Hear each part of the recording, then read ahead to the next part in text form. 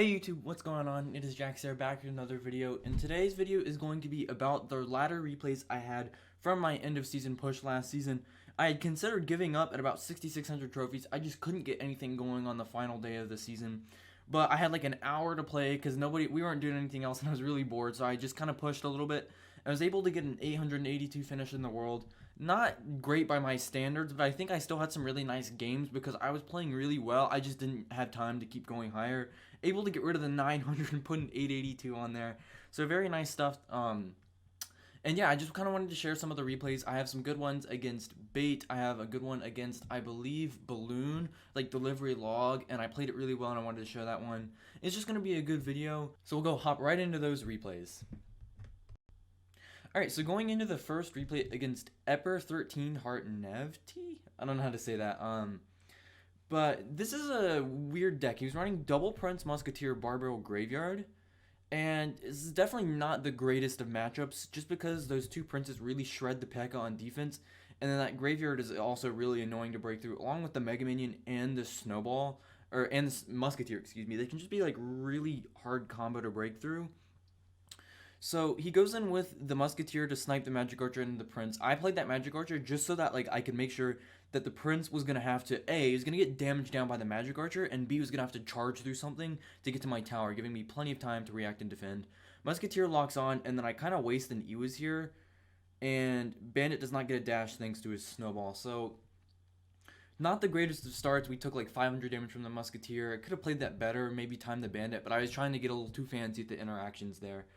So he's going to have a slight elixir advantage, nothing too big, just goes in with the Dark Prince in the back, and I'm going to go with my Ghost and the Zap. So I'm going to stop talking about the replay for a minute and talk a little bit about where I want to go content-wise early season, because I only upload like twice a week due to like school and then the fact that I can't upload at my dad's. But I came up with a solution. I should say it's pretty much been obvious the whole time, but I'm going to do 5 uploads, like a lot of uploads in the first week. I'm going to share the decks I like. If I finish well, I'm going to share P.E.K.K.A replays, and then I'm going to share the BRIDGESPAM deck that I would use this month if I wasn't already a P.E.K.K.A one-trick, but I think that you guys would find success with. So this is going to be the start of that series, the P.E.K.K.A replays. I have decks on, or videos on Mega Knight Bait, Lava Hound, Giant Double Prince, and then finally Wero BRIDGESPAM. So if you guys like those decks, make sure to stay tuned for the videos. They'll be coming out for the rest of the week until Friday, and then we'll go back to the normal schedule. But yeah, pretty much nothing really happened there. I think he got like a Mega Minion hit or something, maybe Dark Prince smack on the tower. I just zapped the Mega Minion so that it doesn't kill the Ewis, and then I poisoned his Musketeer. So at this point, I was thinking he maybe had Giant Poison, but I couldn't be 100% sure. So he goes in with the Graveyard, so I go with my Ewis really high. And I do this as fast as possible so that it doesn't lock onto the skeletons and take the charge. He gets a really nice poison, but I am able to clean up the Graveyard for quite a lot of damage. That's not the greatest defense with Bandit and Ghost, but we were able to get the job done. Mega Minion's going to clean up everything, though. So I just cycle a Magic Archer. And I do this because it's my slowest unit, so it's not going to cross the bridge for quite a long time, and he doesn't have a poison with which to punish me. So I know after that play, the Musketeer being delayed, I'm up Elixir. So he goes in with the Graveyard. Really good play trapping the P.E.K.K.A. I just go with a Bandit Ewis on the outside to try and kill this Prince, and then I go in with the Ghost. And this is a really key moment here, because if this Musketeer didn't die, I probably would have lost this push. But here, so you can see, when he went in with that Graveyard, it held my P.E.K.K.A up for a really long time. So in my head, I was like, okay, when they do 10 seconds of Graveyard to hold that P.E.K.K.A on the tower and I'm able to defend, that means I'm likely going to be able to cycle back to another P.E.K.K.A. And that is a really killer attack versus Princes. 2 P.E.K.K.As, you're basically going to break through for a lot of damage guaranteed.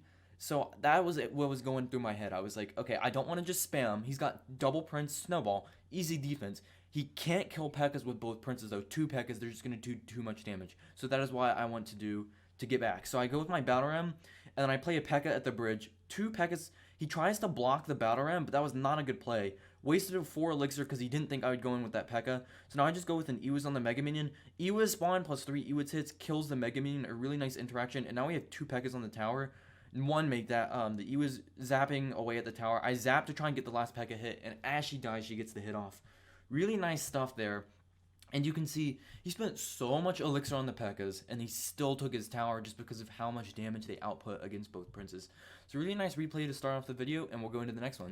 Alright, so going into the next replay here against Lord Hidalgo, and it's obviously going to be a Balloon Cycle deck. You guys saw it from the decks, and Balloon Cycle is probably one of the hardest archetypes for PEKKA to deal with effectively. They outcycle you, A, so their win condition is obviously going to be able to outcycle your defensive answers, which is already hard enough. But if they go with like a balloon and then they minor predict the Ewa's spot, it's really difficult to stop it without taking a hit, because you have to be able to you have to wait for that minor to get out of the way before you can Ewas, and then you have to play your Magic Archer if you even want to have a hope of not defending or defending for no hits. So this is the start. So I go with an Ewas. I know that he's not going to really support it too aggressively early in the game, and I know that Snowball was a really big overcommit, and the Ewas will be able to finish everything off.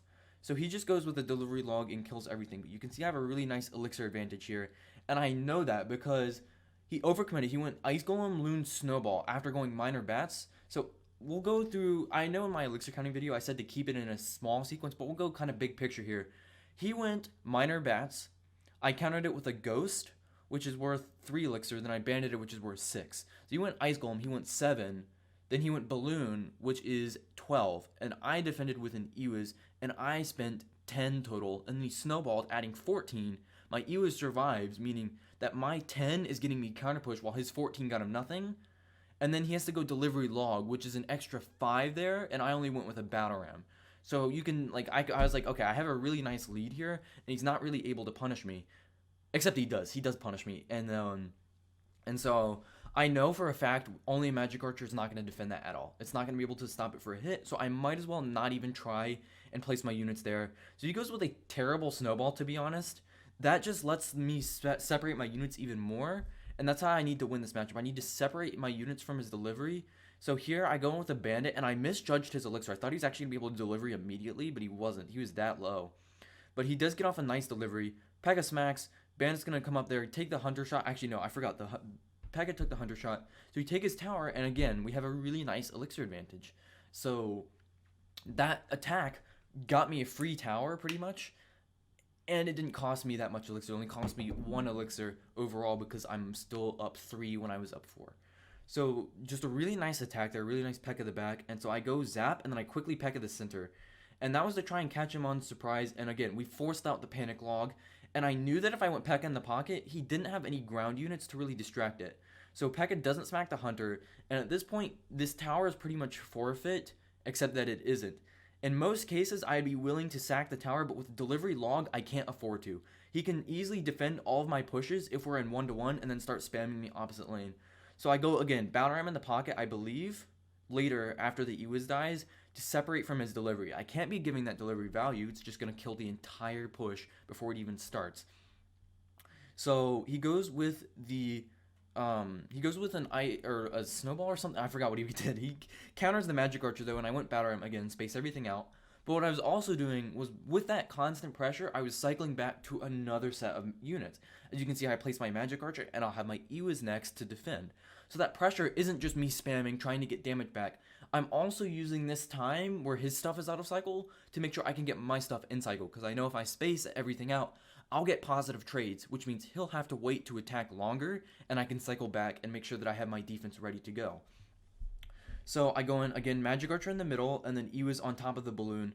He gets nothing off of the balloon. I'm able to not quite catch his miner, but we just play a late bandit to counter it, and the Ewas takes the tower along with the ghost.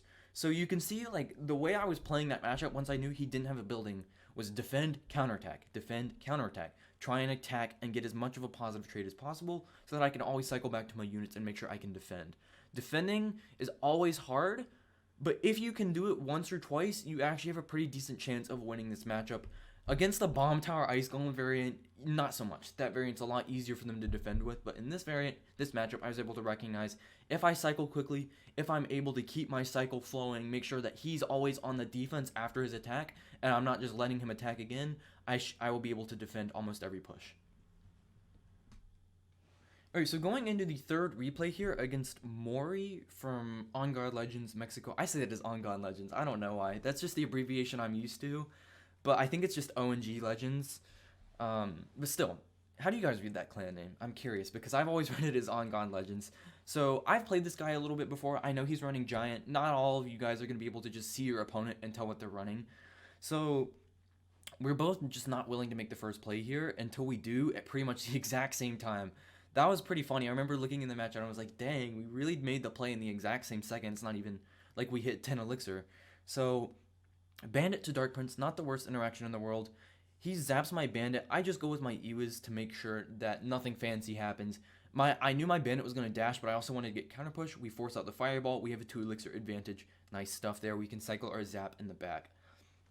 And so, since he doesn't have his zap, I thought he would have the minor variation. He was using triple spell, which is, in my opinion, not the greatest variation of this. You're not really going to have an easy time breaking through decks, but when he shows the arrow, I know he's running the triple spell variant. And that's kind of unfortunate, because with the main giant variation, if you ban out their Fireball, they have no way to kill the Magic Archer. But as you saw, Arrow Zap kills the Magic Archer, so I really have to be careful, because both of my support units are liable to spell attacks, which can be really scary. So I know after he had to spend a negative trade with that, and I spent 7 and he spent 8 already, that I'm up elixir here. So I go with a P.E.K.K.A in the back corner. And this is on purpose again, because I know that giant players love to giant kite. It's such a good play. All you have to do is place your Mega Minion, and the opposing player can't kill that, and the P.E.K.K.A comes all the way back, gets killed, and they have an easy counter push, easy time breaking through. So I P.E.K.K.A the back, knowing that if he wants to do that, I can just go with my Battle Ram block and prevent him from kiting and make sure that he's playing all in one lane. So he just mirrors with the giant, a much safer play. He was aware. So I go with my Battle Ram up front just to tank Prince charges, and I didn't want my P.E.K.K.A to take too much damage, but I let everything get too far ahead of itself, and so the Battle Ram dies really quickly, but luckily the giant pushes the P.E.K.K.A back towards the Mega Minion, and that would have been really bad, because the Ewiz would have died, and then I would have been in a huge amount of trouble. So I go with my Bandit. He goes with a Zap just to make sure the Magic Archer dies. Well played to him, but we do get the Bandit counter pushing, and he's going to have to take the arrows, which is a negative trade. Again, we're up 2 elixir here, and we have a nice damage lead. So at this point, I'm thinking, okay, this is pretty good. Just going to cycle my Zap. I don't want to play a P.E.K.K.A because if he goes opposite lane, I lose my tower. I can't defend a giant push without a P.E.K.K.A, and even if I try, then I'm still going to lose my tower, and I'm not going to be able to support the P.E.K.K.A. And if I try and support the P.E.K.K.A, I might get 3 crowned. It's just not a good play to do that in most situations. So here he goes with the Fireball Zap to kill the Ewiz, and I just Magic Archer to limit the Dark Prince's damage. Now I know, with that Magic Archer, since he used Fireball Zap, he can't Arrow Zap the Magic Archer or Fireball it. So I know this Magic Archer is going to live and protect the right lane. And that means he's not going to be able to push into it. To counter the Magic Archer, he has to play Dark Prince in the back, which is really, the Magic Archer is just going to kind of hold it up and get damage off of it, and it'll be an easier counter, and I won't lose my tower to a giant push, because I'll be able to have the Magic Archer there slowing him down. He doesn't want to play into it. So I go P.E.K.K.A in the back corner again. He plays his Dark Prince in the back, and now as you can see, we're even. I have a Magic Archer and a Dark Prince on the map, and he's only got a Dark Prince at the time. So I just kite. Again, I use my Ewiz, limit the Mega Minion's value here, and this is where the game ends. This Battle Ram kite was so good, and that is another reason why I knew I could P.E.K.K.A the back. With that Magic Archer denying, he'd have to wait to giant, give me time to get back to my Battle Ram. I kite everything to the opposite lane, and you'll see how it ended up working out here. So I just go with my Ghost to assassinate this Ewiz real quick, and he ends up arrowsing my Ewiz. So now I have a P.E.K.K.A in one lane, and now I have 2 P.E.K.K.As on the map, a Ghost and a Bandit in the right lane, and I just go with my Bandit in the opposite lane. We're going to support. He's at 5 elixir. I have so much units on the map, and it just becomes which tower is going to fall first. And so that was a really nice game. And that is a pretty easy matchup, I would say, with the arrows. The minor makes it really difficult, and you just kind of need to play really passively, because if you play offensively, they'll use their princes, and then you won't have anything for their princes. And you just have to make sure they don't get too much of an elixir advantage of like 3 or 4 elixirs to where they can play giant, both princes, and an Ewiz, because then you're probably going to lose your P.E.K.K.A. Alright, so going into the last replay of the video against Lens here, who's playing Lava Miner Barb's Cage. And this matchup didn't really start out great. I kind of screwed up early, but we were able to clutch up later. So I go with a Battle Ram first play. At this point, I was getting a little bit frustrated with ladder. I hadn't gotten on the win streak yet, so I was kind of like, oh, I just want to break through starting hand somebody for once. So go with a Magic Archer down low, and then he goes with arrows, I believe, to counter the Magic Archer, and it kills my Bandit too. So his barbs are on tower, and I have to play my Ghost. So that's why the match didn't start out well. You see, we already lost half of our tower just because I decided to try and protect that miner or that magic archer incorrectly. So Ghost is gonna get some nice damage back. And at this point, I was like, all right, he's not gonna lava in front of this. He's gonna go in the back, and he lavas in front of this, which is not what I was expecting. So at this point, I was like, what the heck is he doing? Why would he do that? I just go, Ewa's low, kill this Mega Minion off real quick. Ewa's cleans up, and he's got to defend my P.E.K.K.A, and it's going to block that lane so he can't support his lava. So that was a nice P.E.K.K.A. I knew that the Mega Minion was just going to go straight into the P.E.K.K.A otherwise if he didn't lava, but that works out as well. And he spends 9 elixir to counter that. P.E.K.K.A that's already gotten value, and the Ewa's killed his entire lava. So pretty nice trade for me. And then the P.E.K.K.A does kill the Goblin Brawler, or at least gets the hit on it. So I go with a Bandit up high, and then I screw up my zap here. I should have hit the tower too. That would have reset the Ewas, and I would have gotten even more damage and been able to outright kill that Mega Minion, but it's fine. We got a lot of damage back. We broke through, and I know since he used Barbs, Cage, and Miner, that's his only ground defense. So I just pressure with the Ghost, and we're going to get some damage. And also, one double Ewa shot of the Mega Minion prevents it from hitting your tower.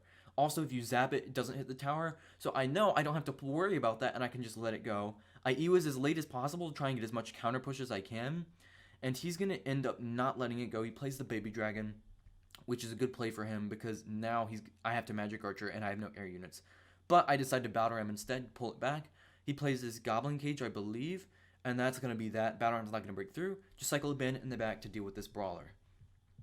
So my mindset right now is I need to get his Barbs out on something.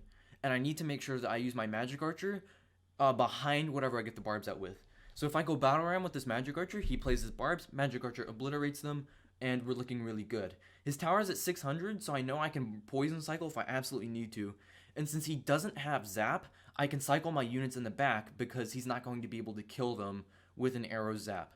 So here we force out the Barbs, I go Bandit opposite lane, I poison his Lava Push, and he's playing on such low elixir because of my pressure that I can just cycle another Magic Archer. So now I have 2 Magic Archers on the map and Ewas, and I'm back to another Ewas if I need it. I go with my Ghost here, arrows don't kill, and then I Battle Ram in the right lane here. And that was just to make sure that I wasn't giving him too much value on one lane because he's going to have to play 2 units to defend that, whereas he'd only have to play 1 if I played the Battle Ram in the same lane. Plus I got the Magic Archer to help clean up anything he plays in the left lane. So Ghost connects to the tower, and it takes the tower. He's not able to take my tower. I go with a Bandit in the pocket or a Zap or something, and we take 2 towers. Very nice win, very nice comeback after the pretty bad start. So that's going to be all the replays I have for you guys. Those were the best of what I got on my push. Hopefully you enjoyed my commentary. I think I talked quite a lot in that video. But hey, I think as long as you guys are learning, that is my goal. So hopefully you enjoyed, and I'll see you in the next video. Peace.